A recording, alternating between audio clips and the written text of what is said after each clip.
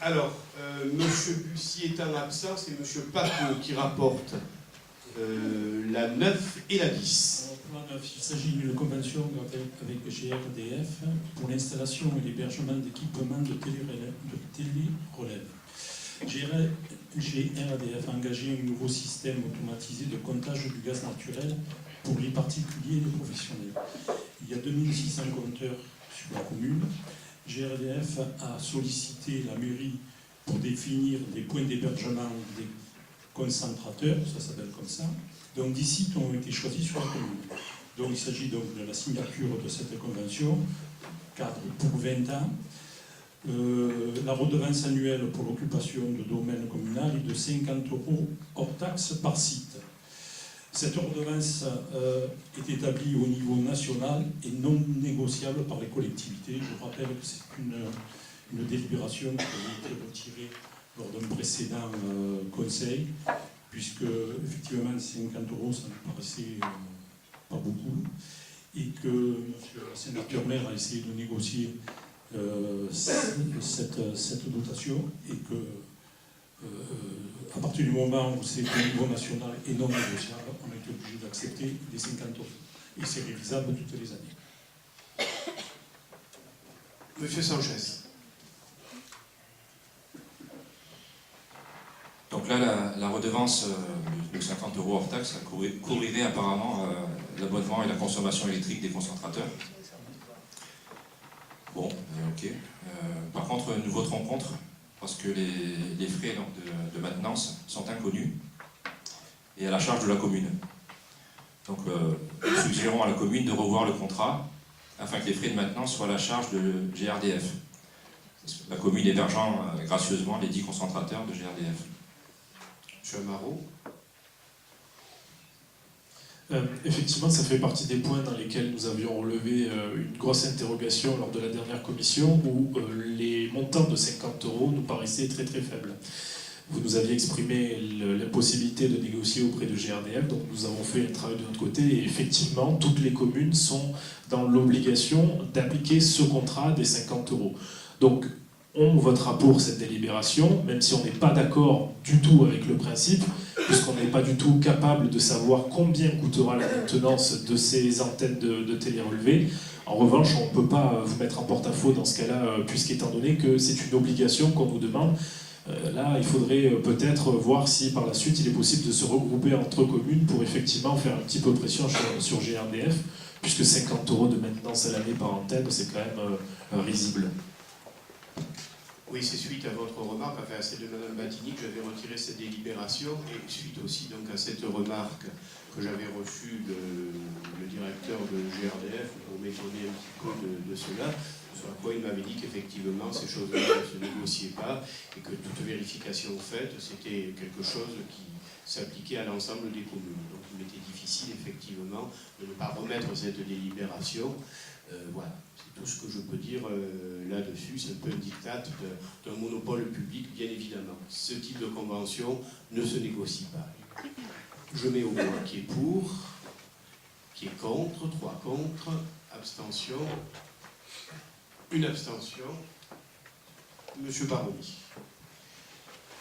La 10, toujours Monsieur Pateau. Alors, c'est concernant les travaux de réhabilitation et la mise aux normes du gymnase en Angola, c'est un protocole transactionnel avec l'entreprise générale Master TCE. Donc, des prestations non prévues sont apparues après la fin du délai global d'exécution du travaux, c'est-à-dire après la fin du marché, en particulier des accès dans les zones d'entretien et de maintenance. Il y avait eu quelques oublis dans le CCTP et un complément d'isolation. Deuxièmement, il y a eu la commission de sécurité qui s'est réunie le 30 octobre 2015 et qui a demandé la mise en place de porte-coupe-feu dans cette zone. Donc voilà pourquoi on était obligé de passer par la procédure du protocole transactionnel. Donc le montant de ce protocole transactionnel s'élève à 11 045 €, portant le montant du marché de 123 725 à 134 770. L'incidence financière par rapport au montant initial du marché est de 10,53%. Question, remarque, Monsieur Sanchez. Et donc là, pour cette délibération, nous nous abstiendrons. Parce qu'une fois de plus, l'aspect sécurité a été négligé dès le début de l'appel d'offres, donc ce qui conduit à une augmentation de plus de 10% du coût total des travaux pour la mise en place des portes coup-de-feu. Pas le coût total, que la partie concernant le Oui, budget de... Voilà, oui, ok, d'accord. D'accord. Donc de 10% du coût de cette partie, effectivement. Donc pour la mise en place, effectivement, de porte-feu qui a été vue par la suite, à la suite de la visite de la commission de sécurité. Donc nous vous suggérons d'instaurer, surtout pour les grands chantiers, comme celui-ci, un critère sécurité dans les appels d'offres, justement pour ne pas avoir à avoir ce type de problème d'augmentation de coûts et de délais, tout simplement.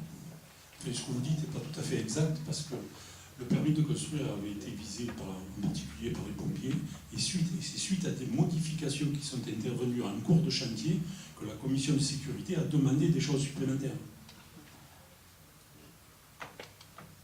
Alors là, oui, d'accord, là ça rentre, ok, donc là oui, mais vous voyez l'esprit, ce serait intéressant de mettre des critères de sécurité, justement pour éviter ces problèmes, mais ok, si ça n'a pas été vu dès le début, effectivement. On ne met pas des critères de sécurité. Lorsqu'on fait un bâtiment quel qu'il soit, théoriquement, tous les critères de sécurité sont mis en place, ne serait-ce que par les bureaux ad hoc qui s'occupent de ça. Qu'il puisse y avoir, d'une part, des oublis, qu'il puisse y avoir des modifications, c'est le cas, ce que vient d'expliquer M. Pateau, c'est effectivement des choses qui peuvent arriver. Et vous imaginez bien que sur un chantier comme ça, tout ce qui concerne la sécurité et l'accessibilité est prévu d'entrée de jeu à la demande du maître d'ouvrage et porté par le maître d'œuvre, c'est-à-dire par l'architecte, contrôlé par les bureaux de sécurité divers et variés. C'est une évidence, ce n'est pas quelque chose que l'on met de surcroît. Ça fait partie tout simplement des marchés publics et intégré dans le marché public. Bon, je pense que Gérard vous a convenablement répondu. Voilà. Je mets aux voix qui est pour, qui est contre, qui s'abstient. Vous aviez levé la main à pour. Alors d'accord, non mais pour éviter d'avoir des remarques aussi désobligeantes que de tout à l'heure, Monsieur Amaro, vous votez comment? Abstention. Madame Battini, abstention. Voilà. Très très prudent là-dessus. Faites-moi confiance. Ça, on me le fait une fois, mais en général pas deux.